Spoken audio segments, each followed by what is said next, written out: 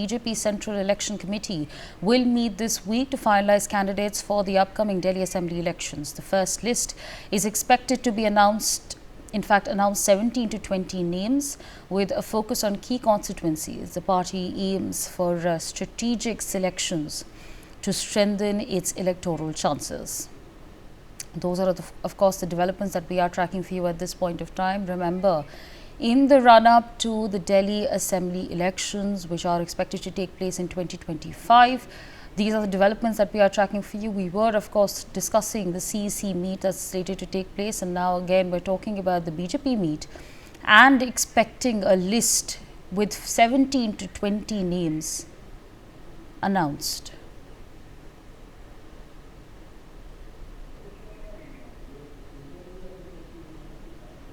Of course, deliberations are taking place as we speak. My colleague Sanjay is with us on the broadcast. Sanjay, take our viewers through the details that are coming in. 17 to 20 names expected to be announced by the BJP. हमें कभी भी 25 तारीख के बाद में कभी भी केंद्रीय चुनाव समिति की बैठक हो सकती है, जिसमें दिल्ली की सभी 70 की 70 सीटों के नामों पर विचार होगा। लेकिन बीजेपी की पहली जो सूची आएगी वो 17 से 20 नामों की सूची आ सकती है और इसी सप्ताह ये सूची आने की संभावना है। इसी सप्ताह के अंत में कभी भी 25 तारीख के बाद में कभी भी केंद्रीय चुनाव समिति की बैठक बुलाई जा सकती है और दिल्ली पर ये जो बैठक होगी इसमें दिल्ली के बीजेपी के कैंडिडेट के नाम भी अनाउंस होंगे।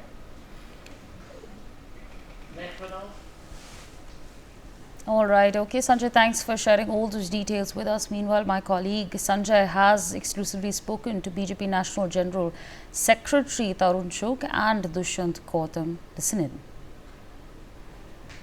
विधानसभा चुनाव है। अरविंद केजरीवाल के बारे में कहा जा रहा है कि वो सीएम नहीं बन सकते। कांग्रेस के नेता संदीप दीक्षित कह रहे हैं कि मुख्यमंत्री नहीं बन सकते अरविंद केजरीवाल। केस चल रहे हैं उनके खिलाफ। इंडी गठबंधन का भानुमति का कुनबा पूरी तरह बिखर चुका है।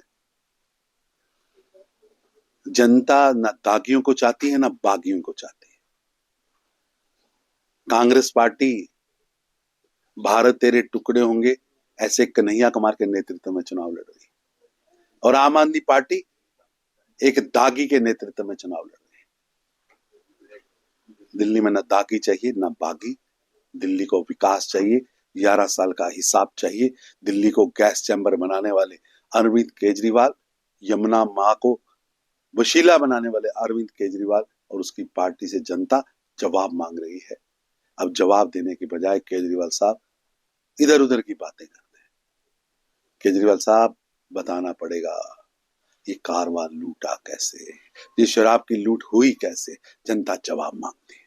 सर, आज से दिल्ली सरकार अरविंद केजरीवाल आज घर घर जाकर के महिलाओं का रजिस्ट्रेशन करा रहे हैं। 21 रुपए देने की जो घोषणा की उस पर अरविंद केजरीवाल साहब झूठ की सबसे बड़ी कोई इबारत है वो ही लिखते हैं।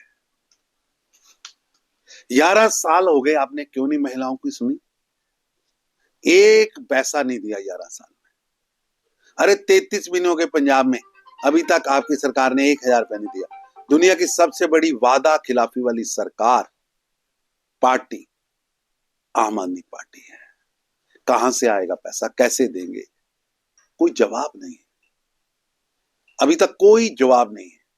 और अपने जवाबों से बचने के लिए जब जनता पूछती कि दिल्ली गैस चैम्बर कैसे बनी, मां यमुना वशीली कैसे हुई, डिप एंड सिप की योजना कहां गई, पीने के पानी की किल्लत अभी तक खत्म क्यों नहीं हुई, केजरीवाल साहब के पास कभी जवाब नहीं होता। इसलिए जवाब देने के बजाय वो आज भी झूठे वादे और झूठी तकरीरें कर रहे हैं। भारतीय जनता पार्टी के राष्ट्रीय महासचिव दुष्यंत गौतम जी हमारे साथ में मौजूद हैं। गौतम साहब, दिल्ली में विधानसभा चुनाव होने और आज से अरविंद केजरीवाल घर घर जा रहे हैं, महिलाओं से फॉर्म भरवा रहे हैं, रजिस्ट्रेशन करा रहे हैं, 21 रुपए महीना देने का वादा कर रहे हैं। झूठ का पुलिंदा है केजरीवाल। अगर झूठा कहना हो तो केजरीवाल बोल दो, उतना पर्याप्त है। 10 साल से लगातार मुख्यमंत्री बने हुए, किसने रोका था उनको बहनों के लिए पैसा देने के लिए? हमने जो कहा है वो करा है। हमने मध्य प्रदेश में दे रहे हैं, हम यूपी में दे रहे हैं, जहां जहां हमारी सरकारें सब जगह दे रहे हैं। लेकिन केजरीवाल ने लोकसभा में कहा था मैं बहनों को 1100 दूंगा, 1 रुपया भी नहीं दिया। बढ़ा के 2100 का नाटक कर रहे हैं। पंजाब में भी तो इनकी सरकार है, पंजाब में क्यों नहीं दिया? इसलिए दिल्ली की जनता समझ चुकी है, जो झूठा इंसान है, झूठ बोलकर वोट बटोरने की कोशिश करता है, लेकिन माता बहनें इनके झांसे में नहीं आने वाली। आज डबल इंजन की सरकार द्वारा और बहनों को जो सहयोग और जो आशीर्वाद मोदी जी की योजना के द्वारा मिल रहा है, आज हमने शौचालय बनाने का काम किया है, हमने गैस देने का काम किया, हम घर में नल में जल देने का काम किए हैं। आज बहनों की हालत क्या होगी? सुबह 3 बजे उठती हैं, पानी भर भर के लाके आती हैं दूर दूर से। पूर्वांचल वाले जमुना के अंदर